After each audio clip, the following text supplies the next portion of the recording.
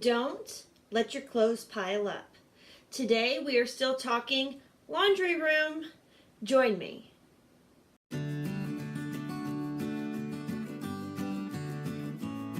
Face it, clean, fresh smelling laundry that's washed, dried, folded, and put away is one of the most satisfying feelings we can have.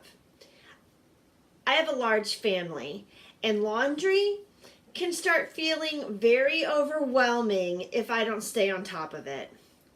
My tip to you for not letting the laundry overwhelm you is don't let the clothes pile up. I have a daily routine that I follow. Every day at 10 a.m., I go and throw a load of laundry in the wash. Now, before I leave the laundry room, I pick up and tidy up whatever else my family has decided to just throw in that room since I'd been in it last. So then I make sure that my laundry is done completely and fully. I wash it, I dry it, I fold it, and I put it away, starting at 10 a.m. every day.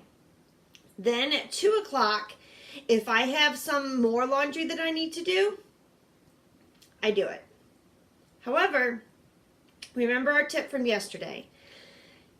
If you can't start a load and finish it in one day, then don't do it. So at 2 o'clock, if I have another load of laundry to do, but I'm not going to get done before the end of the day, say I have to do some running around with my kids after school, or I have to go see someone for a dinner date, then I will not start my 2 o'clock load. Don't be overwhelmed. Don't get overwhelmed with having to do laundry all day, and don't get overwhelmed with all the laundry that you have to do. Set yourself a routine. At least once a day, do a load of laundry, wash, dry, fold, and put away. Then if you have time to do another, do another. If you don't have time, don't stress about it. Do you have an idea for a video? Maybe you have a great organization tip or need help organizing something specific in your life.